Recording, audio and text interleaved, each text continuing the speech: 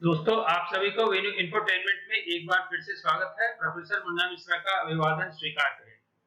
आज हम कश्मीर के कड़ी को आगे बढ़ाते हैं और पार्ट 2 में प्रवेश करते हैं, जहां की हम जिन्ना के उस ख्वाब की चर्चा करेंगे, जहां वो यह देख रहे थे कि वो ईद जो है श्रीनगर में मनाएंगे। इस लक्ष्य को हासिल करने के लिए उन्होंने क्या तिकड़म कर रखा था और क्या ब्रिटिशर्स के साथ खेल कर रखा था, और अपनी सेना के साथ, जो कि उस समय में डगलस ग्रेसी सीएनसी थे पाकिस्तान के, उनके साथ क्या खिचड़ी पकाई थी, इसको समझने की कोशिश करते हैं और यह भी जानने की कोशिश करते हैं कि हरि सिंह के पास अब और क्या विकल्प मौजूद था, और हरि सिंह ने उस परिस्थिति में क्या किया, क्या जिन्ना अपने लक्ष्य को हासिल कर पाया या नहीं।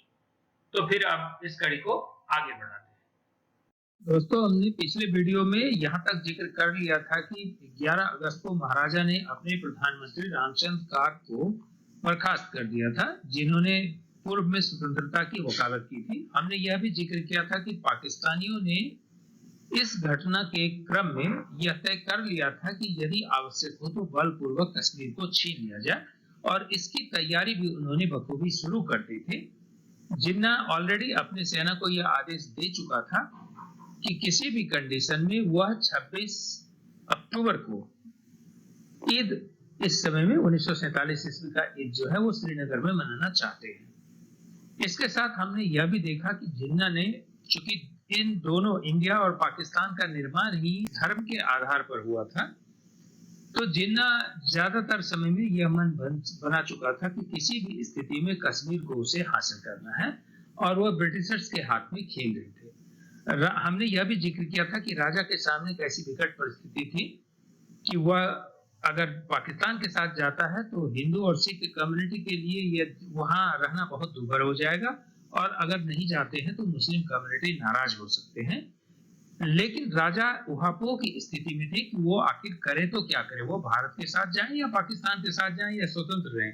तो उन्होंने पहले जो स्वतंत्रता की घोषणा की थी कि वह एक स्वतंत्र रियासत रहेगा, उससे अब उनका मन बदल रहा था, क्योंकि रामचंद्र का बर्खास्तगी जो है उसको विद्वान जन ने इस लिहाज से देखा है कि अब उन्होंने धीरे धीरे भारत में विलय का मन बनाना शुरू कर दिया था, और जिन्ना किसी भी कीमत पे वहां के महाराजा हरि सिंह के इस विचारधारा को कि भारत में शामिल हो जाए, इसको क्वाइल करना चाहते थे, इसको रोकना चाहते थे और बलपूर्वक इसे हथियार लेना चाहते थे। जिन्ना को महाराजा से एक और बात की चिढ़ थी कि उन्होंने जब पाकिस्तानी झंडा कश्मीरी रियासत के कुछ हिस्सों पर फहरा दिया था स्टैंड स्टील एग्रीमेंट के बाद, तो उसे महाराजा ने उतरवा दिया था।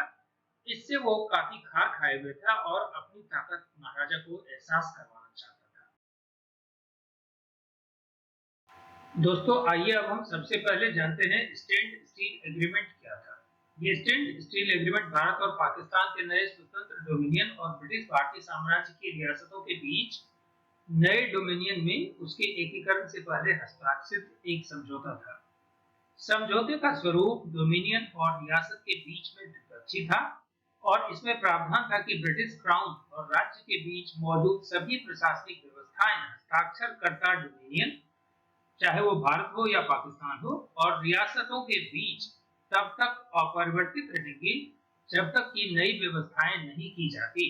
यानी यह एक तरह से टेम्पररी एग्रीमेंट था, जो कि परिवर्तित हो सकती थी जब जम्मू और कश्मीर राज्य, जो भारत और पाकिस्तान दोनों से सटा हुआ था, ने स्वतंत्र रहने का फैसला किया। इसने दोनों डोमिनियन के साथ स्थिर समझौता, जिसे हम स्टैंड स्टिल समझौता कहते हैं, पर हस्ताक्षर करने की पेशकश की। पाकिस्तान ने इसे तुरंत स्वीकार कर लिया, जबकि भारत ने विचारार्थ के लिए इसको रख लिया और इस पर फर्दर डिस्कशन की बात की। सरकार को संचार आपूर्ति और डाक और टेलीग्राफिक सेवाओं के संबंध में मौजूदा प्रशासनिक व्यवस्था जारी रखने के लिए बाध्य किया। राज्य की डाक और टेलीग्राफिक सेवाएं, जो पहले लाहौर में स्थित पंजाब क्रांति सेवाओं का हिस्सा थी, पाकिस्तान द्वारा अपने अधीन कर ली गई। जब पाकिस्तान स्वतंत्र हो चुका था, उसके बाद उसने ज्यादातर डाकघरों पर पाकिस्तानी झंडे लहरा दिए। यह बात महाराजा को नागवार गुजरा, क्योंकि अभी तक सारे जो डाकघर का काम होना था वह पाकिस्तान से ही होना था। तो महाराजा ने आदेश दिया कि जो जम्मू कश्मीर का जितना भी क्षेत्र है, उस क्षेत्र में पड़ने वाले सारे पाकिस्तानी झंडे को उतार दिया जाए, और यह बात जिन्ना को नागवारा गुजरा, और उसने कश्मीर पर हमला करने की योजना एक चरणबद्ध तरीके से बनाना शुरू कर दिया।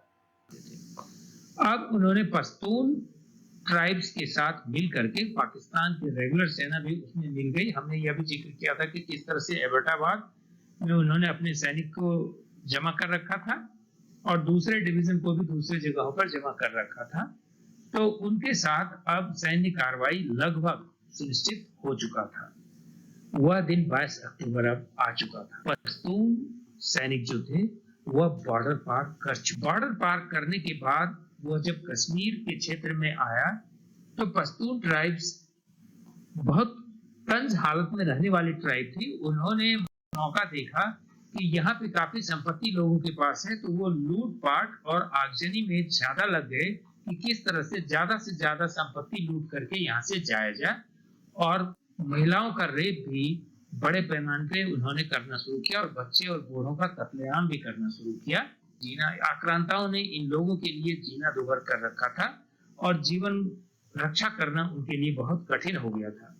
अब महाराजा हरि सिंह को जब ये पता चला कि पाकिस्तान से ये पश्तून ट्राइब्स जो है उनके ऊपर हमला कर दिए हैं, तो उन्हें यह भी सूचना मिली कि शायद उनके जान को भी बहुत खतरा है और ये पश्तून सैनिक किसी भी तरीके से उनका जान लेकर ही छोड़ेंगे। महाराजा अब लगभग विकल्पहीन हो चुका था और महाराजा ने नेहरू से संपर्क साधा और संपर्क साधने के बाद उनसे सैनिक की मदद की गुहार लगाई। उन्हें यह पता नहीं था कि नेहरू अब सेना भेजेंगे या नहीं, क्योंकि अभी तक इंस्ट्रूमेंट ऑफ एक्सेशन नहीं हुआ था और बिना इंस्ट्रूमेंट ऑफ एक्सेशन के भारत किस स्थिति में उसे बचाने के लिए सैन्य कार्रवाई को करता, यह एक यक्ष प्रश्न बना हुआ था। तो महाराजा इस ऊहापोह में थे कि भारत शायद सैनिक भेज भी सकता है या नहीं भी भेज सकता है और ऐसी स्थिति थी कि शायद वो आत्महत्या भी कर लेते, क्योंकि उनके पास अब विकल्प लगभग ना के बराबर बचा हुआ था। इस स्थिति में वह पूरी 22 तारीख के से एक कार में बैठ करके कश्मीर के इस क्षेत्र से उस क्षेत्र हरि सिंह भागते रहे, क्योंकि उन्हें यह डर सता रहा था कि जहां भी उनकी गाड़ी पकड़ी जाएगी वहां उनकी हत्या कर दी जाएगी। लेकिन एक खबर को दिल्ली ने रिस्पॉन्ड किया। तो ऐसा लगा कि सैनिक कार्रवाई की जाएगी और पूरे कश्मीर को अब अपने कब्जे में ले लिया जाएगा। लेकिन नेहरू को अंग्रेजों की मंशा मालूम नहीं थी। अभी भी भारत का जो सीएनसी था वह भी एक अंग्रेज अधिकारी था और पाकिस्तान का सीएनसी भी अंग्रेज अधिकारी था। स्कार्दू का पतन पहले हो चुका था और 2 और गैरिसन पे पाकिस्तान की नजर पैनी बनी हुई थी कि किस तरह से उस दोनों गैरिसन को गिराया जाए। दोस्तों, अब वह समय आ चुका था जब भारत को अपनी कार्रवाई करनी थी और अपने सैनिक क्षमताओं को पाकिस्तान को दिखाना था।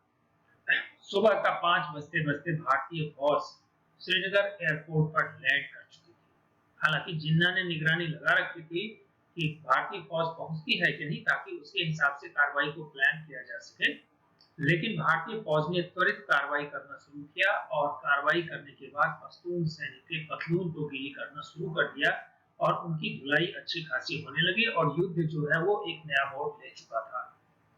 अब जिन्ना का वो सपना जो है ईद मनाने का श्रीनगर में, वह चकनाचूर होता जा रहा था और उसी तरह से VP Menon instrument of accession पर डिस्कशन कर महाराजा से जो उसकी नीति होती है उनको उन्होंने तय कर लिया था। अब इंस्ट्रूमेंट ऑफ एक्सेशन भी साइन लगभग होने की स्थिति आ चुकी थी। लेकिन इस कार्रवाई में चूंकि 22 तारीख से लेकर के 26-27 अक्टूबर का समय होने वाला था, उस स्थिति में जो पश्तून सैनिक था वह काफी क्षेत्रों में कश्मीर रियासत के अंदर आ चुकी थी और उन क्षेत्रों पे कब्जा कर चुका था और पाकिस्तान का रेगुलर सैनिक भी बहुत हद तक उनके साथ शामिल था। तो एक तरह से असंवैधानिक तरीका ही सही, उसने बहुत सारे क्षेत्रों पर अपना कब्जा जमा लिया था। दोस्तों, अब जो स्थिति बनी थी उस स्थिति में ब्रिटिश सरकार में उस समय में, जैसा कि आप जानते हैं कि क्लेमेंट एटली प्रधानमंत्री बन चुके थे और चर्चिल जो है वो जा चुके थे, लेकिन चर्चिल अभी भी सलाहकार के रोल में थे। माउंटबेटन भी की रोल में बने हुए थे और दोनों ही देश के सैनिक जो थे, सीएनसी, वह भी ब्रिटिशर्स का। तो ब्रिटिशर्स अपनी कैलकुलेशन, जो उनके स्टेट थे, जो सब्जेक्ट उनका था ब्रिटिश इंडिया का, उनको जब वो दो डोमिनियन में बांटे थे, तो वह अपने आगे के इन्फ्लुएंस जोन को कैसे क्रिएट करना है और क्या करना है, इस पे बहुत विचार विमर्श कर रहे थे। और उन्होंने एक कंस्पिरेसी को हैच किया कि किस तरह से इस मुद्दे को किस स्थिति में रखा जाए। इस विषय पर हम चर्चा अपने अगले कड़ी में करेंगे। कृपया आप हमारे चैनल को, और अगर ये वीडियो अच्छा लगे तो लाइक और सब्सक्राइब जरूर करें। धन्यवाद। अपना प्रेम देते रहें।